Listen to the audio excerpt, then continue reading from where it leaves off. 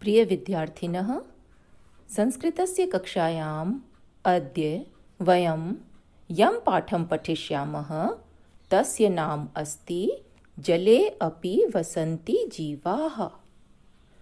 आज हम जो पाठ पढ़ेंगे उसका नाम है जले अपि वसन्ति जीवाः। जल में भी जीव रहते हैं। वसन्ति अर्थात रहते हैं। बच्चों, आप इस चित्र में देख रहे हो कि किस तरह से जल के नीचे भी कितनी रंग बिरंगी छोटी बड़ी मछलियां हैं। तो और भी जल में कौन कौन से जीव रहते हैं ये इस पाठ में आप पढ़ोगे। यह आपकी संस्कृत की पाठ्य पुस्तक सुरभि का 5वां पाठ है। जले अपि वसन्ति जीवाः। तो इस पाठ के लर्निंग आउटकम्स हैं। इस पाठ को पढ़कर आप सभी जल में रहने वाले विभिन्न जंतुओं, शार्क, स्वर्णिम मत्स्य, कच्छप, कुलीर आदि के बारे में लिख पाएंगे। इसमें विभिन्न जंतुओं के बारे में जानकारी दी गई है। तो शार्क कैसी मछली है, स्वर्णिम मत्स्य गोल्डन फिश, और कच्छप कछुआ, कुलीर केकड़ा, इनके बारे में आप लिख पाएंगे। और जो पाठ में नए शब्द आए हैं जैसे मत्स्य, हर्षिता, दिव्यति, उभयत्र आदि शब्दों के अर्थ बता पाएंगे। तो बच्चों, आप देखोगे कि इस पाठ में किस प्रकार आपको जल में रहने वाले जीव जंतुओं के बारे में जानकारी दी जा रही है। तो आओ पढ़ें यह पाठ। जले अपि वसन्ति जीवाः। जल में भी जीव रहते हैं। जीव यानी प्राणी, जीव जंतु आप सब जानते हैं। अध्यापिका, ये संवाद के रूप में है बच्चों ये पाठ। इसमें अध्यापिका और छात्रों का वार्तालाप है और उस वार्तालाप से आपको समुद्र में रहने वाले जीव जंतुओं के बारे में बताया जा रहा है। अध्यापिका छात्राः आगच्छत् अद्य वयं समुद्र तटं चलामः। अध्यापिका कहती है, छात्रों आओ, आज हम, अद्य माने आज, वयम, वयम माने हम सब, समुद्र तटं चलामः, समुद्र तट पर चलते हैं। जैसे स्कूल से कहीं आपको सैर के लिए, घूमने के लिए ले जाया जाता है, ट्रिप जाती है, तो ये बच्चे अपनी अध्यापिका के साथ समुद्र तट पर घूमने के लिए जा रहे हैं। छात्राः आगच्छत्, छात्रों आओ, छात्राः संबोधन है। आओ, अद्य वयं समुद्र तटं चलामः, आज हम सब समुद्र तट पर चलते हैं। हर्षिताः छात्राः समुद्र तटं गच्छन्ति। हर्षिताः छात्राः, हर्षित माने प्रसन्न। हर्ष का मतलब होता है खुशी और हर्षित का अर्थ है प्रसन्न। प्रसन्न छात्र समुद्र तट को जाते हैं, है ना। जब कहीं बाहर घूमने जाना होता है तो सभी प्रसन्न हो जाते हैं ना। तो छात्र भी प्रसन्न है और समुद्र तट की ओर जा रहे हैं अध्यापिका के साथ। सागरः, ये बच्चे का नाम है। मित्राणि तत्र पश्यत्, अब बच्चे पहुंच गए समुद्र तट। तो सागर कहता है, मित्रों तत्र पश्यत्, वहां देखो, जले बहवः विचित्राः जन्तवः सन्ति, जल में बहुत से विचित्र जंतु हैं। सर्वे, सभी कहते हैं, आम वयं पश्यामः, हाँ हम देख रहे हैं।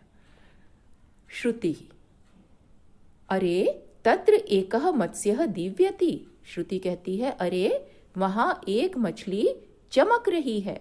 दिव्यति, दिव्यति माने चमक रही है। जैसे दिवस होता है ना, चमकीला, जिसमें रोशनी वाली होती है, तो उसी दिव धातु से बना शब्द है दिव्यति।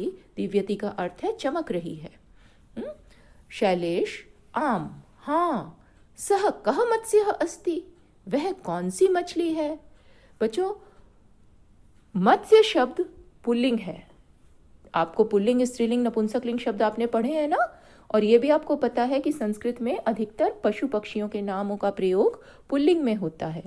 हिंदी में हम कहते हैं कि मछली तैर रही है, मछली चमक रही है, इस प्रकार। लेकिन संस्कृत में मत्स्य शब्द जिसका अर्थ मछली है, ये पुल्लिंग शब्द है। तो देखो, इसके लिए दोनों पुल्लिंग के सर्वनामों का प्रयोग हुआ है। सह कह, दोनों पुल्लिंग के सर्वनाम है। सह कह मत्स्य अस्ति, वह कौन सी मछली है। अध्यापिका अयम स्वर्णिमः मत्स्य अस्ति, यह सुनहरी मछली है। तो सुनहरी मछली जो सोने जैसी। अस्य वर्णः स्वर्ण सदृशः भवति, इसका रंग, वर्ण, वर्ण माने रंग, इसका रंग स्वर्ण सदृशः भवति, सोने जैसा होता है। सदृश माने समान, सोने जैसा होता है। अतः सह दीव्यति, इसलिए वह चमक रही है। जैसे सोने के आभूषण होते हैं, गोल्ड के, तो वो चमक रहे होते हैं। तो इस मछली का रंग सोने जैसा होता है। स्वर्ण माने सोना, तो सोने जैसा होता है, इसलिए वह चमक रही है। वर्ण का अर्थ, एक तो वर्णमाला के वर्ण है, और संस्कृत में वर्ण शब्द का एक और अर्थ भी होता है। वर्ण का अर्थ है रंग, तो इस यहाँ वर्ण शब्द का अर्थ है रंग। इसका रंग सोने जैसा होता है, इसलिए वह चमक रही है। मीनाक्षी अयम सुंदरः मत्स्यः अस्ति, यह सुंदर मछली है। सबको पाठ समझ आ रहा है ना। मोहितः, मोहित कहता है टर टर इति कस्य ध्वनिः जलात् आगच्छति। टर टर, यह किसकी आवाज जल से आ रही है। ध्वनि माने आवाज, किसकी आवाज जल से आ रही है। अध्यापिका अयम मंडूकः अस्ति, यह मेढक है। मेढक का आप चित्र देख रहे हो ना सामने। संस्कृत में कहते हैं मंडूक। सागरः किम मंडूकः जले वसति, क्या मंडूक जल में रहता है। अध्यापिका मंडूकः तु जले भूमौ च उभयत्र वसति। अध्यापिका बताती है कि मंडूक यानी मेढक तो जल में और भूमि पर उभयत्र, उभयत्र माने दोनों जगह रहता है। आपने देखा भी होगा, कई बार सड़कों पर, घर के बाहर भी मेढक दिखाई दे जाते हैं बरसात के समय में, और ये जल में भी रहते हैं, तो दोनों जगह रहता है। उभयत्र माने दोनों जगह। अब अध्यापिका पूछ रही है अन्ये के जंतवः जले भूमौ च उभयत्र वसन्ति, और अन्य माने और दूसरे कौन कौन से जंतु, कौन कौन से जीव जल और भूमि दोनों जगह रहते हैं। श्रुति कच्छपः कुलीरः च जले भूमौ च उभयत्र वसतः। कच्छप और कुलीर, कच्छप कछुआ और कुलीर केकड़ा, ये जल और भूमि दोनों जगह रहते हैं।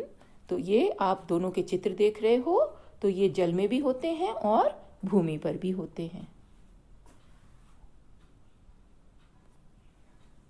एकः विशालकायः मत्स्यः जलस्य उपरि आगच्छति। अब ये समुद्र के किनारे हैं बच्चों, किसी सरोवर के किनारे तो है नहीं, और सागर बहुत बड़ा होता है। तो एक विशालकाय, बड़े आकार वाली मछली जलस्य उपरि आगच्छति, जल के ऊपर आती है। सागरः अस्य मत्स्यस्य किम नाम अस्ति, इस मछली का क्या नाम है। अध्यापिका अस्य नाम शार्कः अस्ति, इसका नाम शार्क है। श्रुति अयम किम किम खादति, यह क्या क्या खाती है। अध्यापिका अयम लघु मत्स्यान खादति, यह छोटी मछलियों को खाती है। इतनी बड़ी मछली है और पेट भरने के लिए ये छोटी मछलियों को खाती है। लघु माने छोटी। शैलेशः अयम मानवान अपि खादति, यह मनुष्यों को भी खाती है।